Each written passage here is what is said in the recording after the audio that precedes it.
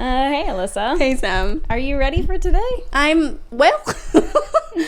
woke me up at 4, so I don't know that my brain is like 100% on, but I'm glad that it's a Q&A. Okay. So it's like, you know, the knowledge is in there. Yeah. Yeah, exactly. Knowledge is in there. Okay, cool. So today, because season 4, the season ender kind of snuck up on us. It was abrupt. Yeah, we realized after we posted, we were like, oh, that's the end of season 4. And usually, if you guys are new to the podcast, usually what we do at the end of a season is we'll do a Q&A. And so we'll ask our followers if they have any questions for us, and then we answer them. But we didn't do that this time because it snuck up on us. But we didn't mean to neglect you. No, which is why we're doing the Q&A season opener this time. Here we go. This is not the end. That's what I'm going to title this episode. This is not the end. Are you crying? Yeah, but I think it's my foundation / lack of sleep, not like emotion. All right, good. At this point. Good. The emotion of tired. So anyway, I asked on my Instagram if you guys had any questions for us. So I feel like let's just like dive in, yeah? Go hard. Okay. I will say as well, I've been reading through these and there's multiples of a lot of questions that we have answered in the past. I think we should just answer them again because if there's so many people asking these questions, obviously they haven't seen that episode. So if there are a couple questions you guys have already heard, hopefully we bring one new piece of information into it. We'll try and be like really crafty with our responses. There's so it's not redundant. Yeah, there's so many people asking how we met. We've talked about it so many times, but it never gets old for me. Let's start with that one then. How did we meet? We met in grade 10 social studies class. Yeah. That was the day. Sam and I got paired up for like fate reason. Yeah. Yeah, exactly. Mr. McParland. He sealed our fate. It was This is your fault, Mr. McParland. I looked him up on Facebook the other day because I was like going down memory lane, like being so like, now I'm going to cry. Being like so grateful that we're friends. And I was like, I wonder what he's up to. I was spending time being grateful about our friendship. I do that often. It's more of like a time-consuming thing for me. Like I think you're like more of a linear person. I like sit there and just like cry for like 15 minutes. I'm like, okay. Anyway, yeah, he's private on Facebook, so I can't see anything. Okay, in case anybody was wondering. But yeah, so we got paired up for this partner exercise to like introduce yourself, and social studies was linear, so like all year with drama, and we were also in the same drama class, and that's actually when we became real tight, yeah. I think the first time we hung out, we played Monopoly at my house. We did. And then we took pictures at a middle school. Mm-hmm. It was actually very indicative of like what our friendship would become eventually anyways. No kidding. Is indicative the right word? Yeah. Okay, perfect. I think so anyway. Great. This brain, it's not on fire today. Yeah. But that's so interesting because we play board games and we take pictures all the time, and we take pictures. Wow. How full circle. Yeah, it really is. Nice. And then the second time we hung out, so this was back when like emailing was still a thing, like MSN. Yeah. Talking to boys over MSN was like my greatest I loved pastime. It. And I had a microphone and a webcam. Oh, you wild bitch. Yeah, so I was able to like microphone and webcam my boyfriends. I wouldn't go on I would go on cam, but I wouldn't go on microphone. Yeah, no, I could go on microphone. I'm not going to go all the way. I'm not that type of girl. Yeah. I would do like such weird shit on there too. Like I was kid, okay? But I would like run, I still do this kind of shit, but I would like run from off camera and like make like funny faces and then run back off camera. And I would like jump. There was like at one point. With your boyfriends, plural, or? Well, your girl wanted options. No, but I did have a boyfriend like from very young. Like I always had boyfriends. Like we didn't hang out outside of school or anything like that, or like kiss, but we would like kiss. But we would like talk, and we were like dating and whatever. Yeah. I think we actually even said I love you, which is like, oh wow, obviously not. I had a boyfriend when I was 3. Did you? Yeah. Oh yeah, the fence thing, right? Yeah, his name was Kiefer. He was my neighbor. My first love. And then not again until 10th grade because I was a smart woman. I was like, let's keep the boys out of this for as long as possible. Yeah. That was your first boyfriend? Yeah. Well, like, yeah, first real boyfriend? Oh my goodness. Mm-hmm. Yeah, no, I dated like, yeah, I've never really been a single woman. It's like a very small opportunity. Yeah. You have a small window to strike when Alyssa's single. Yeah, no kidding. I like how I said opportunity too. Like, yeah, I'm a treasure. Anyway, yeah, the second time we hung out, Sam had emailed me, and then I think she called me, and I spilled root beer on my bed or something like that. I remember there being something about root beer. Very specific, I know. The fact that you recall any of this. And then the third time we hung out and the fourth time we hung out. Well, the third time we hung out, I'll tell you, it was at your house in Shannon Lake. Yeah. And our friend Ashley was there. And we were all like sitting on the carpet, just like chatting. And now I'm remembering something I'm not going to say, but I embarrassed myself. And then, and then your dog ate my leftovers because I had just come from work. And I left them like on the edge of the counter by accident, and then she ate the leftovers, and I slept over, and then in the morning you guys dressed me like you. There you go. And then we walked all the way to your deli, and I was in jeans. Like what? From my house to our deli? Yes. Wow, that's a long walk. It was, and I was in your guys' clothes, and I always wore like Lululemon stretchy pants. Not like a lot of range of movement. Her jeans, you guys, I swear to God, they were like the tightest, most rigid, low-rise bitches. Yeah. And I was like so uncomfortable. And I was in like a sloped American Apparel hoodie. Oh. As well. Yeah. And so it would like ride up, and then I'm like trying to pull up my pants, and I'm like... Some of the shit that I wore in high school, man, it's funny because, like, I don't, like, show off my body. Sometimes I get naked on Instagram, but I don't, like, show off my body with, like, my clothing that often anymore. But, like, I used to wear, like, the lowest fucking cut tops. This is all relative to how we met. I used to wear, like, the lowest cut tops. And then I was wearing those underwear the other day that I thought were shorts that I used to wear in high school. You did, yeah. I can't remember who it was that was like some chick in like the multi-purpose room like said some like snide remark to me about my like shorts being too short. Yeah. And I was like, whatever, bitch. But turns out underwear. Well, weren't they dance shorts actually? I was using them as dance shorts, yeah. But they were underwear. Allegedly. Okay. Yeah. Damn. Yeah. But it's kind of like, is clothing not like a little bit of a construct? Like is it not just you can determine what it's for? Yeah, I would agree with that. Yeah. I think you can wear whatever you want. But for myself, I was like very much so unbroken at that point. I don't know. I was very like in my white picket fence like situation. Like I borrowed a sweater from Sam once, and I wore a tank top underneath it because it was like so low cut. So I wore like a tank top camisole. to like, to like cover my non-cleavage because I had even less boobs than I have today. Somehow it's possible. I'm remembering that actually when I went on this one PR trip, I had found this black bathing suit top in like a sale section of Urban Outfitters, but I was searching for like black bottoms, and I couldn't find any. So then I was like, I'm just gonna fucking wear a thong, and I wore a thong, a black thong. With that, like, bathing suit top on a brand trip. Did they say anything? No, of course not. You're like, hell no, I'm an influencer. Yeah. That's part of the job, you know? I love that, though. Yeah, you've always been, like, very, I'm going to do me. And I like that. Thank you. I respect it. Thanks. Okay. So and so that didn't have anything to do, actually, at all. I just wanted, like, to keep you engaged. Yeah. Is there a story/situation you feel perfectly defines your friendship? I feel like that's a hard one. I don't actually think I have, like, anything that defines my relationship. Okay, this is what I would say, and I'm pretty sure I've told this on this podcast before. But Alyssa and I used to have like big falling outs. Like when we would fall out fucking hard. And so after high school, we had a falling out, and we hadn't spoken in like months and months and months.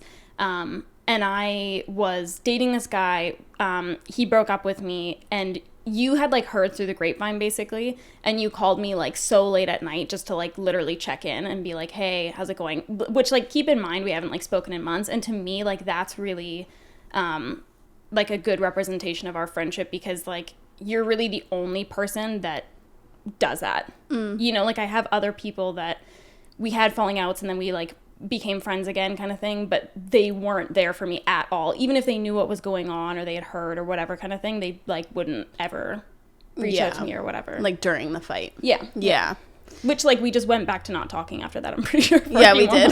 We did. I don't even remember why we reunited either. Like, I don't know what the end of that fight was. I don't really remember either. Yeah. I wonder if I visited you in Kelowna. Must have been. I kind of recall. Because I think I visited you in the place that you lived with Dana. Does that seem like that lines up? Yeah. I think that was like months later. Yeah. Yeah. Yeah. Yeah, that's probably true. I don't know. Maybe I softened that was like an olive branch. It wasn't meant to be an olive branch, but it was. Mine's like a lot more recent. If I had to like pick something off the top of my head, because Sam is like, she cares so much about people's like well-being, I would say. When I came for a bar meeting, this was 2 years ago now. It's crazy. Have I lived here for 2 years? Yeah. Oh my God. This has been going swimmingly. I was just going to say, suck it, Dawn. Yeah. Like, I was thinking about that the other day. I'm like, to be honest, like that went far better than I would have anticipated. Oh, like, not yeah. that I was like anticipating the absolute worst, but I was like, it'll probably be like difficult at times. Yeah, some fights here and there. But it's been Really, no. pretty gash. It's been great, yeah. So 2 years ago, I came for a bar meeting, but also for one of my friend's funerals, and we were in the car. And Sam doesn't really like to mince words. So she basically just was like, I'm really scared for you. Like, I'm really worried for you. Because, like, my mental health was, like, declining. And I was, like, really... I thought that I was putting on, like, a good face. But, like, obviously I wasn't. Or she could just see through it. And so we talked basically, like, the whole ride from where we were coming from, which was, like, an hour, I would say. Just about it. And she ultimately convinced me to move here into her house and then also quit my job and follow my dreams. So I would say that whole situation is like very Sam-esque. To be honest, so I've been listening to a lot of podcasts about cults. And like when I listen to it, I'm like, I just don't know how people get into cults, man. Like I don't know how they like do it. And then even hearing you talk about that, I'm like, to be honest, like could I pull some people into a commune? Probably. Yeah, you can convince people of like, some things. I couldn't be on the other end, I don't think. No. But like, you know. I think you could convince me of something for sure. All right. I don't know what. I have my own brain, but I don't know. You're pretty convincing. Look out. Okay, I'm going to read this one, but I'm going to say mine first so that you like understand why I'm like asking this question.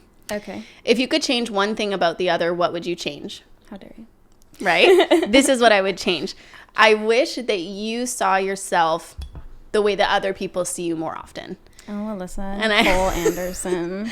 I said that one time when Sam was like going through a particularly hard time, and I was just thinking about like how I view Sam and like how other people had spoken to me about Sam, and it's always just like all of the qualities that I've always said about you, which is like you're so empathetic and you're so driven and you're so like smart and kind and all of these things. And I'm like, I just wish I could like climb into your brain and shove these thoughts in there instead. So I think that's what I would change about you. I would say like basically the same about you. But I think that like, because that's just the thing, right? Like we're obviously always like our worst critic, and we think that like other people must not like think highly about us, or we just don't think highly about ourselves or whatever. Mm-hmm. But yeah, I would say the same about you. And I think that like you're like a confident person in a lot of ways. But also not. But yeah, I mean, like we all have like our things, right? And yeah. I feel like exactly the same, because like I just wish like, and like also like seeing how capable you are. I'm like, I can only imagine like if you had like 100% confidence, like what would take place in this universe. There's not enough room for that ego. That's very sweet. Thank you. Yeah. See what I did there? You tried to catch us and you can't. We're unbreakable. Oh, okay. Sam, please give us a quick update on the menstrual cup situation. Just brought salt.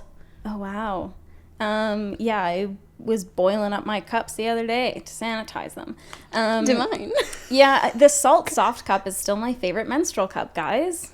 And I just think they're a great company. They like do a lot of outreach and stuff like that, and like charity work, like giving away cups in like different areas and stuff, which is like so great because like really you have to buy one cup and then you can use it for like up to 10 years. So it's like low waste, which is fantastic because like obviously like our menstrual cycles create like an exorbitant amount of waste. traditionally. So it's like low waste. It's just so good for the environment. And like in areas that are underdeveloped, especially where people who like menstruate might not have, access to different like hygiene products, like a cup is like such a fantastic solution. So anyways. Yeah. I'm still so scared to use the one that you gave me. It's brand new. It's brand new. We're not that close. No, it's brand new. I haven't like done the pre-boil yet, but I'm still too scared. Like I feel like I literally need you outside of the bathroom door, like guiding me. I'll coach you. Like telepathically. All right, Alyssa, sit down, spread them.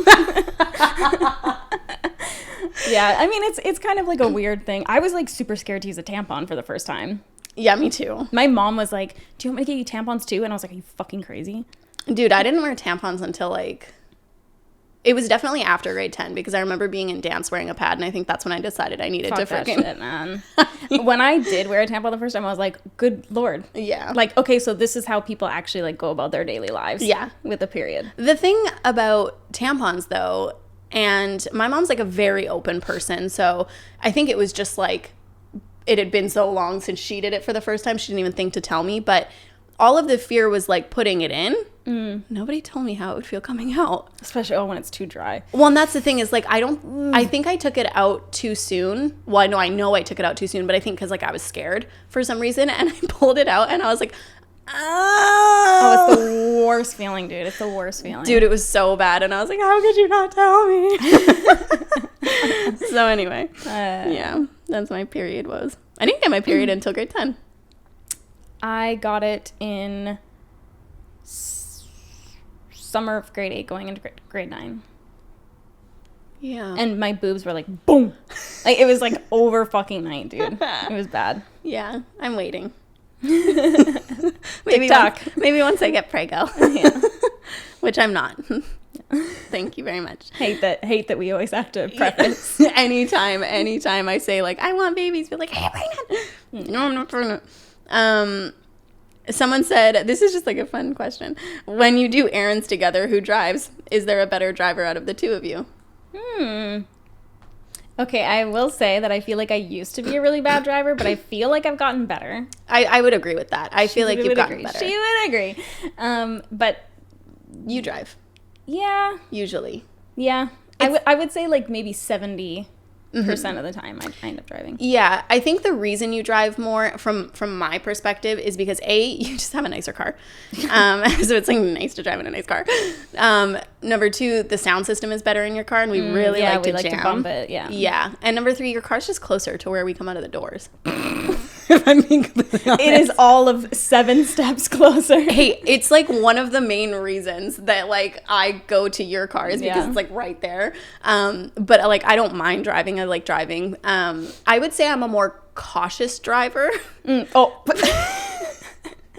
Beyond. By far. But I'm also not as confident, therefore as good at driving downtown. Yeah. Like downtown's hard. Sam just like weaves in and out and I'm just like Yeah. But like I learned to drive. Yeah. Downtown. Yeah. So I feel like that was actually really beneficial for me because now actually like because we've lived in the suburbs for a while, when I go downtown I'm like, ooh, like it was weird going back down for the first time. Yeah. I was like, these aren't even fucking lanes. This is like a little straw pathway. Like, yes. It was like the smallest little, like, you have no room for error, basically, at all. I hate that. I hate it so much. I really like, yeah. But also, the medication that I'm on makes me nauseous really easily. So yeah. I get car sick super easy as well. I totally forgot about that. That is actually why I stopped offering to drive back then. Because you would get sick. And then you'd be like, do you mind if I drive? Okay. Yeah. That makes me feel better. Because sometimes I'm like, man, we always use your fucking gas. Yeah, but I also have a gas card. That's true. Yeah. That's nice. Oh. What? If you, this just like automatically made me angry. If your man was deleting texts from a female, how would that make you feel? Well, but how do you know that he's deleting texts from a female? Because you don't look at the text. I don't. Yeah, I don't. Yeah. I don't look at my partner's phone. I'm actually really... For the record, especially if you're listening, Matt, I don't look at your phone either. The one time I did, I was with you. There you go. I was literally like sitting closer than this to him. Yeah, I think that privacy is really important. I know a lot of people feel like if there's nothing to hide, you should be able to go on your partner's phone. For me, my reasoning is because I like to think that people can confide in me. And so people often do confide in me. And so I'll have those texts and stuff like that on my phone. And it's not that I'm trying to hide something bad from my partner, but that person confided in me, not my partner. Yeah. So that's why I view phones as really private, because for that reason, for sure. Like, what if my partner had the same feeling? You know what I mean? And also, I think that it's important to be able to express yourself in the heat of the moment sometimes to somebody you trust. Like, for me, it would be like you, and for other people, it might be their mom or whatever. And I think that it's important that you have that safe space to say things that maybe, like, you wouldn't say it the exact same way to your partner. You it's know not what I mean? intended for your partner, yeah. Yeah, and I think that that's just natural. Like, I don't think that that's, like, super disrespectful. No. You know, I think that it would be disrespectful if you brought that to me and then continued to feel that way. You know what I mean? So, yeah, I don't look at my partner's phone anyway. But I guess if I was, like, sitting next to him and for some reason saw that he was, like, quickly deleting messages. Yeah. I'd be like, you dirty dog. Yeah, I don't know. I really, really trust my partner, so I don't think I would really think anything of it. But if he was already sus. Oh, I would definitely say something regardless. Yeah. Yeah. Like, I don't go through Matt's phone either, and I don't, like, care to really. Like, and I do trust Matt. But, like, if I saw him doing it, I'd be like, the fuck was that? Yeah. The fuck was that? Yeah. I like this one because I like dreaming. Where's the first place you'll travel when the bans are lifted and it's safe? Okay, wait. Where is the first place you'll actually travel, and where's the first place you would want to travel if, like, time and money weren't an object? The first place I'll actually travel is probably LA. So For work. yeah, that's not my option. Yeah. But the first place I'd want to travel, actually, you know what? I've had, like, a little bit of a hankering to go to Italy. Italy? What the heck? I thought we were on Bali. I'm open to go to Bali too. But now it's Italy. Yeah, I'd be kind of Eat some interested to spaghettis. see. Yeah, I want some pasta in my life. Always. Yeah. That's not something new. That's No. just been a constant for Could me. you imagine the pasta? I literally, dude, like, homemade pasta specifically, Yeah. Homemade noodles, nothing like it. unreal. Yeah, so good. What about you?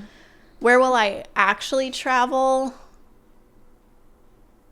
I don't know. The likelihood of you getting roped into going to LA is probably high. Okay, so LA. Yeah. I'd be excited to go to LA with you. I like traveling with you wherever. Aww. I know. Even though I didn't get to go to Minnesota. Where would I go? Greece. I mean, I've said it so many times. I would go to Greece for sure. I actually had a dream that I went to Greece. There's an influence. Actually, a lot of influencers have been going to Greece. Yeah, because Greece is opened back up, and apparently it feels, like, really, really safe there. Not that I'm, like, Advocating. suggesting that you should be traveling, because obviously, like, not airfare, sorry, but, like, airplanes and stuff like It's that. expensive. No, and airports and stuff like that. Like, I will be staying put. But yeah, I know that there's lots of influencers that have been going there. But yeah, I would go to Greece. I want to go so bad. But I want to go when I can, like, really enjoy it and, like, spend the money. Yeah. You know? And, like, really eat the food and, like... Really fucking eat the food, you know? And I want to stay somewhere that has, like, a pool in the suite and, like, is just... Oh. Yeah. Yeah. Yeah. Like, my own private You villa. got some specifications. Yes, Okay. I do. Fair enough. Oh, my God, your mom. What'd she say? Mom. How did you save each other from a cult? Alyssa had told me about this podcast that was about this cult called Nexium, and, like, one of the largest chapters was in Vancouver, so I was, like, super engaged. So me and my mom listened to this podcast together too. And then we were all talking about it being like, oh, like, what would you do if I was in a cult? Like, how would you get me out? And Alyssa was like, okay, I would like book a trip with you, and then when we got there, I would, like, handcuff you in the bed to the bed and, like, lock you in the room, and I would just make sure that we'd have, like, enough time where, you know, like, I could, like, talk you out of it, and, like, I could try to, like, you know, like, bring things that are, like, sentimental to, like, get you to, like, remember the old time. I was like, oh. And then Very hands-on approach. yeah, and then Alyssa was like, what would you do? And I was like, Hope you came out on the other side. Yeah, I was like, I would probably just like let you know that I'm there for you. Like, and you know, whatever. And then my mom was like, okay, so next time when Alyssa answers first, she's like, maybe you can tailor your response. Is that what she said? Yeah. I need to be kidnapped. But this is the thing, is like, okay, let's just, here and now, clearly on the podcast, it's recorded. If you get into a cult, you need to be kidnapped. Okay, let me clarify. Okay. I need to be escorted by my best friend. Okay, I don't want to be kidnapped by just anybody. I need to be escorted by my best friend into a space where I'm secluded from other people. All right. Because this is the thing, is like, we joke because the conversation was like just funny and how it worked, but I think the cults are like, can be very, very damaging. Oh, for sure. You know what I mean? Like, it's not actually something to take so lightly. It's just the conversation that we had ended up that way. But I think that if I actually was so like manipulated into believing whatever it was that was going on, it wouldn't be like, I'll wait for you on the other side. I know myself. It takes me a long time to get to the other side. Okay? It might be too late. It's a long road. Yeah, by then I'll have kids that are then in the cult. You know what I mean? Like, I need drastic intervention. I need you to come and like, it's today. Okay. Beach. That's what I need. Me too. But dude, listening to that podcast, we can plug the podcast. It's CBC Uncover. It's not a sponsor. That would be cool though. But it's the first season of CBC Uncover, and it's about Nexium. It was a fantastic podcast. It really was. Honestly, I really like those podcasts. I think they do, or those podcasts. They do like a fantastic job with basically each season. Yeah. There was one that I wasn't a fan of, but I just like voices. I gotta have like a good calming voice. I tried to listen to this one podcast. So I was looking up like podcasts about cults, and I tried to listen to this one, and me and my mom were both like, ugh. Like they were like, ah! Like it was like the worst. Like everything about like their voice was like so grating, and like they laughed so loud into the mic. So like our podcast. Exactly, yeah. Their voices were just like very intense. Yeah. To be talking about like really somber things, you know? Yeah. Yeah. Did you actually, there's this podcast, I wish I remembered what it was. It was in response to somebody asking how they could fall asleep, and it's a podcast this whole premise of the podcast is this person reads you a very uninteresting story, and then they read it again once the story's over at half speed. Oh, wow. And it's like, I think it's called A Story About Nothing or something like that. I wish that I knew. I'm sorry. But anyway, that if you type up that description, it'll probably come up. But I thought that was such a good idea. I mean, it's a great idea. To help you fall asleep. Yeah. Okay, this one's for me. But I guess also you kind of. Alyssa, how do you deal with the social setting of you no longer drinking when all your friends are? So I feel like it's different because like COVID. Yeah. What social setting? Yeah. No kidding, actually, though. That, The social setting of our patio. Yeah, because you don't drink, but you didn't ever really have like an issue with drinking. Yeah. Whereas I do feel like I had an issue with drinking. So it doesn't bother me now. I stayed away from it 100% for, I think it was 2 weeks. I didn't go out. I didn't go to dinners. Like I didn't do anything. This was obviously a year ago when that was like a normal thing to do. Yeah. And then I just slowly reintroduced different settings. And like I've said in other episodes and stuff like that, I had to learn how to do everything again sober and do it without alcohol. Even if I wasn't like inebriated, like intoxicated, I would still be drinking. And so I had to like learn how to go bowling and learn how to go to the movies all without ordering drinks. And it's, if you have like an issue with alcohol, I should say, it's harder than you would think.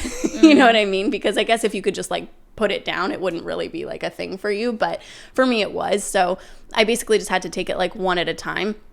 And I really think now, like the pool of things that I haven't done is like so small. Like I don't think there's really anything that I haven't done without alcohol now. So it's definitely not an issue for me now. But again, I'm like a very... Like I'm almost, when people are like drinking and they're getting like excited and like chatty and loud, I'm already like that. Yeah. So I think you're just coming on up to my level. Exactly. Yeah. Even when I'm sober, sometimes people think I'm drunk. So I think that I might have the upper hand there because it's not like I'm sitting there like socially anxious, like unable to jump into the conversation. But that is how like I worked with it up till then, was I just like avoided it until I knew I was strong enough to actually go out and say I'm not going to drink. And then the first time wasn't so fun. Second time, more fun. Third time, having a blast. Yeah. How about you? Yeah. Same. Never. It was never really a thing. But like I think I've talked about this before as well. Like, it's actually, I've become more conscious of the fact that I'm not drinking, because I felt like when I was like younger, people would ask if I wanted a drink, but for the most part, when I was like no, they were like okay. Like, you know, they pretty much like left me alone. Like I don't feel like a ton of people like really really peer pressured me in high school and stuff, but I feel like actually like in my career I've noticed that like at events, like drinking is a big part of events for influencers. Like people go and they drink a lot, and when we are going on trips and stuff like that, like brand trips, which I don't go on often, but I notice that I'm, you know, kind of the odd one out, and like I'm going back to my room to relax and everyone else is going to go like party in someone else's room or whatever. Yeah. And so I've noticed that like it's not that I'm super uncomfortable because I'm not drinking, but I'm just like, yeah, I probably would be like closer with people in my industry if I did drink, and I probably wouldn't feel as like, you know, ostracized and stuff like that. But being out in like social settings and having people drink around me doesn't bother me in the slightest. Yeah. So Yeah. unless they're being silly willy. Yeah. I definitely always kept it to like a one or two thing when I was around you, just like I think out of respect, but not that she imposed. Do you know what I mean? Like it was like in my own head. I was like, well, she's not drinking, I should only have one or two. Which is ultimately better for me anyway. How is your friendship more meaningful than your romantic relationships? I'm going to change that, or disagree with it, I guess. I think that friendships are important in a different way than romantic relationships. They fill a different cup. Yeah. I find, like, if Sam is away, part of me is missing. And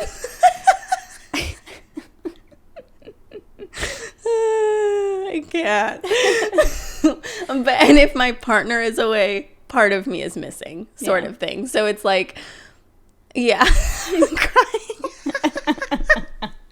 So I would say that I think that friendships are really, really important, because there's not that one, like, how am I trying to say this? Like, do you know what I mean? I haven't said it yet. I need you to give me a little something. A little something more than that. I think friendships are so important because you can be so much more candid about things, because you're not like actually sharing a life together. I mean, it does feel like Sam and I share a life together, I'll be honest. But it's so different than like a romantic relationship. So I think that it's important to be able to have a friend that you can like go to vent about your like whatever, your romantic relationship, stuff you might not be comfortable talking to your partner about, even right away, like a way to be able to like formulate that conversation before it's even had with your partner. And I think that romantic relationships are obviously important, because I think like love and partnership is important. Yeah. I feel like it's important to have friendships outside of romantic relationships, because I think that like a lot of people when they get into like romantic relationship, it's so easy to just be like all about that one person kind of thing. But I really do think that like there's like a balance needed there of, you know, also having like outside people, because like you need someone to talk to. You will have some kind of something to say about your partner at some point. Like you'll have some kind of irritant, or, you know, you guys got into an argument or whatever, and like you need to like bounce, like just like talk to someone or vent or whatever. And I think it's important to like have that outside of your partner, because if you don't have, you know, anyone that's close to you, and I feel like I've because like I moved away from high school right away. You were living like really far away. We weren't super close before we started living together. And I don't have a lot of other close friends, because I started being an influencer when I was so young. So I was just like immediately working in my own house by myself. And so when I would get into relationships, it was super lonely, because I felt like I didn't have anyone to talk to. And, you know, like as much as like obviously I can talk to my parents and stuff like that, it's also, it's a hard balance, because you also don't want to change your parents' opinion of your partner. Yeah, for sure. Which is hard. So, you know, I think that like it's essential to have like those outside friendships. Yeah. And so what was the question? I think the question was how Or are more friendships important. more important than Yeah. romantic relationships? Yeah. Yeah, I think they're important in conjunction with. Yeah, you know? for sure. Yeah. So. And I think it's fun too. Like usually you and your friends have like very similar interests. You can have like opposite interests for sure. But I think like because you're more likely to go out and do things together, you have this like these similar interests. Whereas your partner and you like may only have like a couple things in common, but for some reason it works. You know what I mean? And so it's nice just to freaking have fun. Well, and also like, you know, being able to spend time apart too, I think is important as well. Yeah. Like I think, you know, like the things that I'll do with Matt is different from the things that like I'll go and do with you. Yeah. So. If YouTube ceased to exist tomorrow, what career path would you pursue? Would you pursue? Ooh. I guess it depends like how set up financially I am. Well, it's tomorrow, right? Yeah. Okay, I'd try to figure out how I'm going to pay my taxes. Okay. That would be like a real concern. Instagram still exists though. Oh, Instagram's useless. I like Instagram. It's not what it used to be back in my day. Yeah, I guess I would keep doing the Instagram thing then. I was like ready for like a full... Okay, we'll do the full. Okay, fine. I would become a tree farmer. Would you? I don't know. I'd kind of like to... I'd probably go back to school, realistically. Okay. I'd probably go back to school either for like environmental law or... Okay, you're going to law school. Yeah. So we'll see you in 10 years. Yeah. But like, I'd like to do something involved with the environment. I think that would be cool because I think that like we can obviously like do as much as we can within our house and whatever, like you can commit to different things, but I'd like to know how I can do something like drastic, substantial. Yeah. You know? Yeah. Like I want to go argue with some people about it. Okay. That's fair. Yeah, that's probably what I would do. What about you? Do you think you could like stand up in court and argue in court? Hell yeah. You do? Hell yeah. Damn. Because like, okay, here's the thing. I don't like confrontation with like friends. Like I don't like calling like friends out on shit very often. Like that's like not a comfortable situation for me. And if it's things that like I ultimately don't really care about, like someone cutting in line in front of me at a grocery store, I would just be like, okay. Like I would just, you know, be fine with it. But when it's things that like I like truly like deeply believe in, gloves are off. Watch the fuck out. Yeah. I really like confrontation on other people's behalf, I will have to say. Do you? Yeah, like when that guy... Yeah. This is the thing, like when that... Okay, I think that it's you, though, is like the static thing, because like somehow I become like this like woman who can deal with every spider in the world for some reason, and also stand up to security guards at like Saks Fifth Avenue, you know what I mean? But like, I guess, yeah, I like it in that sense where like I'm sticking up for somebody else. But I don't actually often do it for myself anymore. I used to be very different. Yeah. But no. How come, why do you think you stopped for yourself? Well, I still stick up for myself, I would say, in like certain ways, but I think that I just had this like chip on my shoulder and I think it just like fell off one day. I don't know. I think I maybe started liking myself, maybe. I don't know. All right. It's hard to say because I think for a really long time I was just so angry. Oh, okay. Like I was very angry at like people in my life, you know, the world, like myself. And I think once I started taking away some of that anger, I stopped needing to be angry at people. Yeah. That sort of thing. But I do not like seeing like even minor injustices. I'm like, like that time that I yelled at the taxi people. I told that story on my channel. Never mind. I thought it was the podcast. Not the taxi people. It was this person was getting mad at the person hailing taxis because she wasn't doing it fast enough. And I was like, are you really that busy? No shit. I was like, these people are working their asses off. Shut your fucking Wait. mouth. What would your thing be? Oh, actually, I haven't even told this yet. I would be a yoga teacher. So I think like people still think that I'm pursuing acting, which is like totally fair because I haven't really talked about it. But I'm actually, and it is still in the description of the podcast. So I guess we should change that. But I did stop pursuing acting. It's still like one of my passions for sure. I still really, really like the art of acting. Like it's It's like very hard though.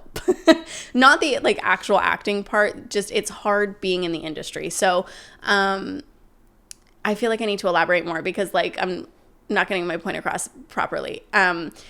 I don't feel like it's hard in the industry as like you don't get jobs, you don't get this. It's like I'm just thinking about like people updating their Facebook statuses and they're like really hard day and people are like, what's going on? And they're like, don't want to talk. Yeah.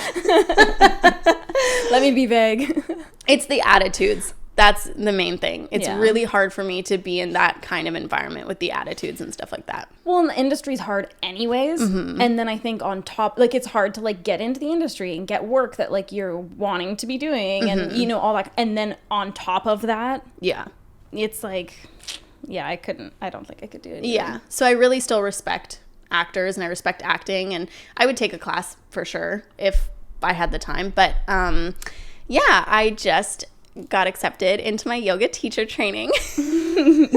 Even though some people didn't think that I should, who I won't name on the podcast. But 5 years ago when I lived in Vancouver, that's what I wanted to do. I wanted to be a yoga teacher at, it was called Moksha Yoga back then, but it's Moto now.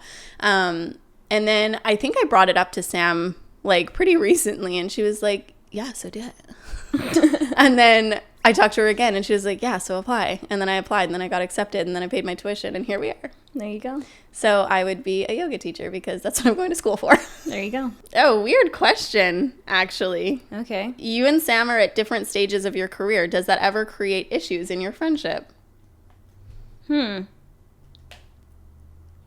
My knee-jerk reaction is to say no, but Yeah. I don't. How do you feel? Well, I was just thinking like, so I wear a few hats.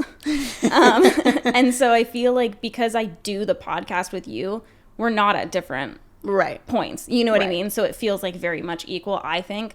So, and then like your stuff that you do outside of this, It's separate. it's separate. The stuff that I do outside of this is separate. So like I don't Yeah. really, I don't like spend a lot of time thinking about that. That's interesting. Yeah, I feel like it, like typically you would think it would come from me because I'm earlier on in this, you know what I mean, in the social media game, and I like don't feel jealous. Like I feel like proud, and I think it's amazing, and I would love to work my way there at some point. But I think for me, the way that I view jealousy if I'm jealous of something, it's because I don't understand how they got there. Like you don't have context. Yeah, and so I have the context. Like I've seen how hard you've worked and how much time you put in, and how you were like an innovator in your industry and stuff like that. And so it's like, to me, it's not like, well, you don't deserve it. It's like, well, I understand why you got there and why I'm not there because this is how it is. So no, I don't think it creates like any issues in our friendship. Literally, like basically nothing creates issues in our friendship currently. Well, and I also think that like we don't really talk about work much at all. Like, you know what I mean? Like we don't True. like save for like every now and again I'll have like a little emotional breakdown. Yeah. Or I'll be like, I'm spread too thin. But Yeah. like we don't like really, we talk about like so many other things than work. Yeah. And we just like, again, it just comes down to respect, man. We just like, I feel like we respect each other. So like, this isn't the same as the question, but like if there's videos to edit or whatever, it's just like, you know, we give each other a heads up. Yeah. The time frame that it needs to be done or whatever. And we don't have unrealistic expectations of each other. And we understand if the other one's having a hard day sort of thing. So it's like in those scenarios, you could see like, It's pretty lax. yeah. Yeah. Yeah. It's pretty like, okay, whenever. Yeah. There hasn't been an issue yet. Do you and Sam have any boundaries with each other in regards to friendship/work? I wouldn't say, well, I don't know. If we do, I'm not like, where? Me either. I want to say no. I don't think that we have like very like clear cut boundaries, but I know that like I think like sometimes how I talk can be kind of like callous because like I've worked on my own for so long. So I think when we first started talking on the when we first started working on the podcast rather, sometimes like I just like, I don't want to say I think without speaking, but just like I am not used to being in an environment where like I have to be really conscious of like how I'm talking to my Right. coworkers and stuff. So I think that like that's just something that like I've tried to be more conscious of. Yeah. Well, and I'm like, I can be like sensitive as well. So I think just getting to know each other, like how each other works. Yeah. Like what the best way to communicate with each other is. But also that was like a very short-lived like time. Yeah. Like it's been totally fine for, I would say, like 10 months now. We've only had the podcast like 12 months. Yeah. No, longer. Anyway, it was like maybe like It was like a week. Yeah. Yeah. But no, I wouldn't say that we have boundaries. Like I mean, like invisible boundaries of like respect each other and be kind to each other and that kind of thing. But we talk about basically everything and anything. Well, and I think too, like we have like boundaries in that like we are, again, like understanding of one another, and I think we're pretty conscious. Like I can usually tell if you're having a bad day. I can usually tell if you're like needing some like time like alone or like whatever, you know what I mean? So I think that like we try to be conscious of those things as well. Yeah, it's actually crazy how like non-verbal we're able to be with each other. Like we just like feel each other's energy and we're like, okay, this is like a okay, I see what's going on here. It's so interesting. And you know what's interesting about that is it's weird to me when now that other people don't catch on to those cues, and I'm like, how do you not know? Yeah. Like I'm obviously not interested in what you're saying. I guess it's just a special thing. Somebody asked, do you feel pressured to get married, etc., since Sam and Matt and other people are? You know, when Sam and Matt got married, I definitely noticed that I wasn't. I noticed a lack of weight on my ring finger. Yeah. And actually at that time, I was very newly single. So it was like, it was even more apparent. But it didn't, I don't feel pressure to get married. And I really am appreciative of that. Like my family has never pressured me to get married or have kids. Like literally not even once have they been like, when are you going to have kids? Yeah. Which is also really nice for me. But I do want to get married one day. And I am not getting any younger. So eventually I would like to get married. But I also think that... No, Jeff. No. I think that it's important to like be at a place in your relationship where you're like, okay, like, you know, it's a legal contract at the end of the day. Like, it's going to be expensive for my lawyers to draw up those contracts, okay? I want to make sure that I'm only paying them once. No, I'm just kidding. But I would like to get married and know that it's going to last. Yeah. And I know that there's obviously a possibility that people can outgrow each other or fall out of love and stuff like that. It is what it is. But I would rather do everything in my possibility to make sure that, like, you know, we're at a place where we feel comfortable. Yeah. So do I want to get married? Absolutely. Do I feel pressured to? No. Perfect. Yeah. Someone asked, is there a topic you would love to talk about but aren't comfortable / knowledgeable on? All of them. Yeah. I would say. Yeah, we're having this conversation kind of recently. But I do feel like a little bit more like the longer the podcast has gone on, the more that I'm like, are we really equipped to be talking about this? Are we really, you know, because like obviously the first season was us talking about a lot of things that like pertaining to us specifically, like our experience with mental illness, our experience with all these different things. And so, you know, it was like a little bit different, but as we branch into other topics, it's hard because we want experts, but it's not like super easy to get like guests lined up for the podcast. Yeah, I think that like Joe Rogan makes it look easy, but sure, it's easy when you have $100 million deal with Spotify. Yeah. And like, I think that, you know, it's time consuming. We both work outside of that, outside of the podcast, and it's hard getting people lined up. And obviously with COVID, it makes it a lot more difficult too, because you have to it makes the editing like a lot more time consuming. Yeah. Which, you know, like that's just we don't have to get into it, but yeah.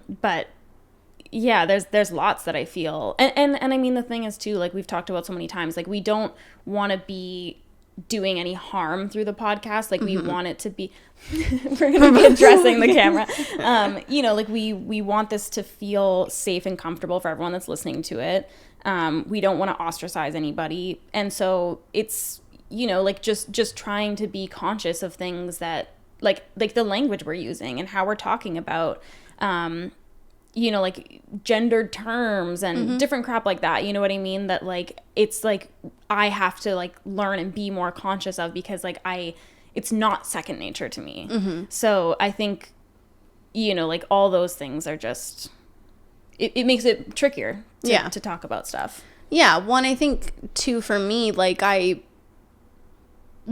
because we're talking about so many different things, it's really easy to run the risk of spreading misinformation and not on purpose. For sure. Yeah. Like even if you just misquote something, you know what I mean? And I don't want to be a source for that. And I know that it's like a possibility and like mistakes are bound to happen, and we just take accountability when it does happen. If it does happen, when it does happen, whatever. But it's a lot more comforting to have an expert on, or, you know, a guest on that is like has focused on that their entire career, because they're so much less likely to make those mistakes. It's just a little leaf.